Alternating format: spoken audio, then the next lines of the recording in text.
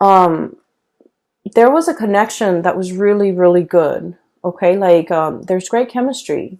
We have the lovers, and the lovers is kind of like, that really passionate chemistry that we don't find very often. Okay, so this is kind of, I would say, for me at least, it's like once in a lifetime. It's once in a blue moon. It comes. Um, it rarely comes in the picture. So this is like meeting somebody for the very first time, and you feel like your soul remembers one another. And this is like meeting somebody for the first time and then feeling very magnetically attracted to them. They might not be your usual type. They might not, for example, if you have a type, if you like, tall, dark, and handsome, this person might be a little bit outside of the norm. If you like, whatever your preference is, like even, light skin, light hair, light eyes, I feel like they're very different from you. So whatever it is, they're a little bit outside of your normal type. But for whatever reason, you find yourself very magnetically like attracted to them. And attraction is usually indicative of something a little bit deeper. It's like a soul connection.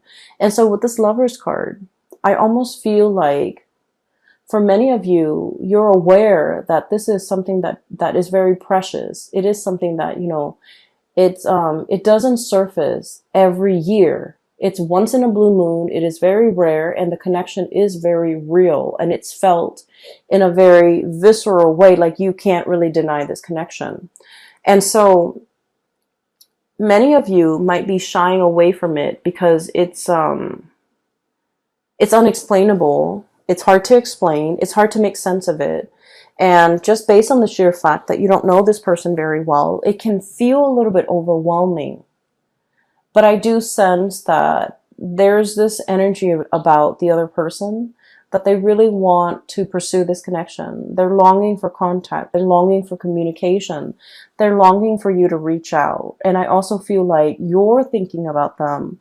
You're trying to figure out, how do I reconnect? What do I say? How do I approach it? How do I say something to make sure that they will respond? Because you don't want to just, send out messages willy-nilly and have them not respond. You're trying to craft the ideal message in a way where they have no choice but to respond.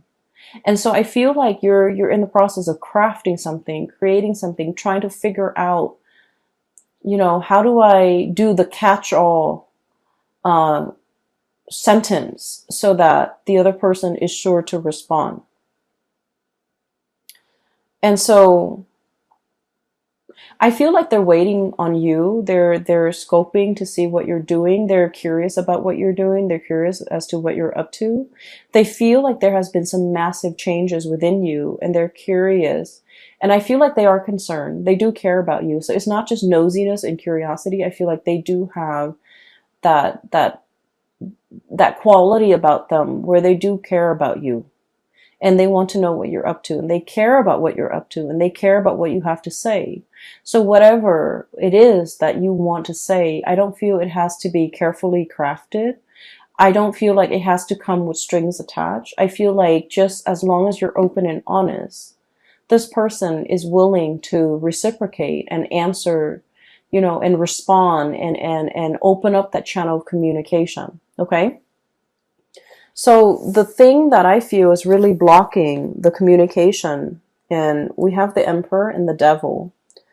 And the Emperor and the Devil, this is kind of like refusing to succumb to temptation. Okay. This is like, once again, I get a lot of, like passion and chemistry that you have with another person. And I feel like it's very strong between both parties. And I feel like you're the one trying to wait it out. You're the one trying to, deny how much of an impact it's having on you. And you're the one trying to play it cool. And you're the one trying to like, not let your emotions, your feelings, your passion run away with you, because you're still trying to figure this person out. You're still having trouble trusting this person 100%. And then I also feel like there's ego and pride here too that might be hindering and affecting this the communication in this relationship all along, where two people are not really opening up and making assumptions about one another that might not be true, you know. So I don't feel like it's game playing. I feel like it's a mirroring energy and it's misunderstanding. And so let's just say, okay, you have somebody that you're connected to, let's say via Instagram, and you're scrolling through the Instagram account and you're seeing them with, let's say you're attracted to a female and you see her taking pictures with a lot of male friends, right? Let's say she's a heterosexual female and she's taking a lot of pictures with male friends, and you're just like, wow, she gets around, or wow, she has a lot of suitors, or she's flirtatious, or she's talking to a lot of people. And so I feel like you feel like, well, she doesn't need me, and then you start to detach. And you start to detach, you start to feel as if, you know what, she has so many suitors. I'm not going to be amongst one of those suitors. I'm not going to be the one to, follow her around. So I feel a lot of it is like, I want, like, giving somebody a taste of their medicine, but in a way where it's like, it's all ego driven. It's very much about pride. It's about saving face. It's about not wanting to make a fool out of ourselves and making assumptions about the other person that might not be true. And then you later find out that, oh, all of those guys that she was posting pictures with on Instagram, they're cousins and they're brothers and they're best friends. And, they're people that she's not romantically linked up with. And so I feel like, once again, this situation can be vice versa. And I do feel this mirroring energy where the two of you, so, are doing the same thing to one another and making assumptions about one another that might not be true. Okay, so that's what I feel here with this devil energy. It's sort of like the thing that keeps you bound and tied. And a lot of it is stubbornness, refusing to apologize, refusing to admit when we make mistakes, refusing to kind of like let our guard down, refusing to just like soften up, okay? So the message I feel that's coming across for you guys is, that white flag, okay? It's about acceptance. It's also about giving up, but not in a way that you think, not about giving up on a connection. It's pretty much surrendering to the experience, surrendering to the fact that I want to find out what's going on. I want some truce. It's more like a truce than anything. So when I said the word surrender, I was thinking like, okay, let's say you have your troops, okay, because the emperor leads soldiers to battle, right?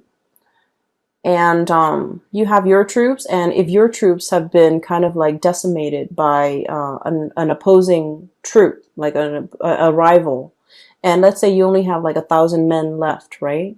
And they have 50,000, and there's no way 1,000 men can overtake 50,000. And so you wave up that flag, okay?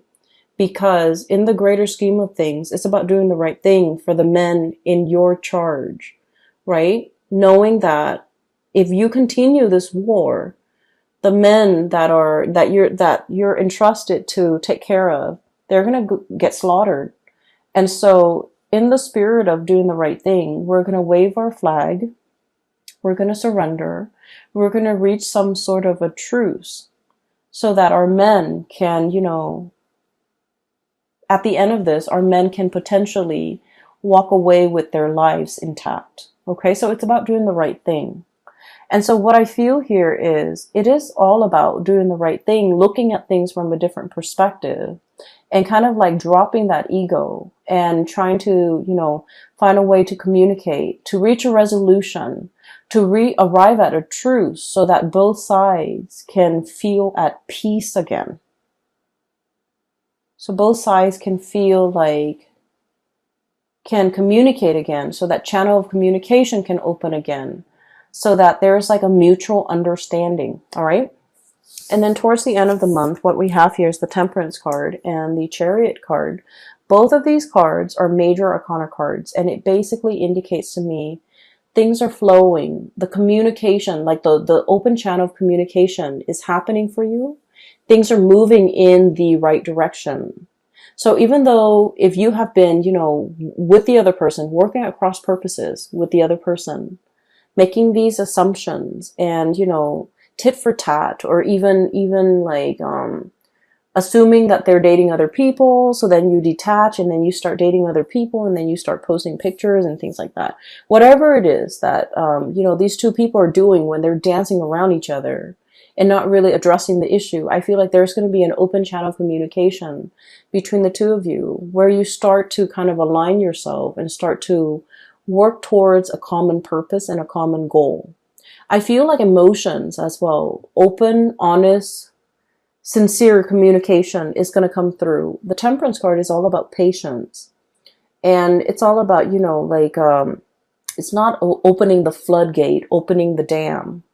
It's about opening the faucet, letting the trickle of water come in very, very slowly. It's like testing the water, feeling things out, gauging intentions, trying to understand like one step at a time.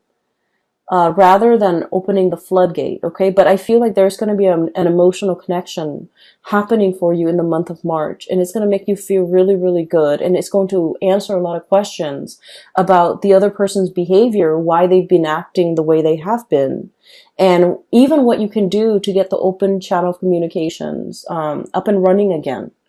And so there is going to be a resolution, and I feel like whatever has been keeping you stuck, the opportunity is here to make amends, to reconcile, to finally realize that you both have been waiting on each other all along, and, make some amends, okay, like with one another. And I feel like the energy is flowing in so mutually that the two of you do really miss one another. And there's like great feelings and both parties feel really hurt. And I just don't like it when it's based on a misunderstanding, it's based on like miscommunication, or it's based on communication that is sent but never responded to. And like, these are very, very silly circumstances to keep people stuck in. So I feel like it's like doing the right thing, being the bigger person, and trying to remedy a situation before it goes further, like it gets more sour. And so I feel like there is reconciliation here, and it's going to be really great. And if anything, it's going to clear up some communication for you guys, you and another person. And the two of you can kind of like work towards a common goal and to move the relationship along as well. Okay.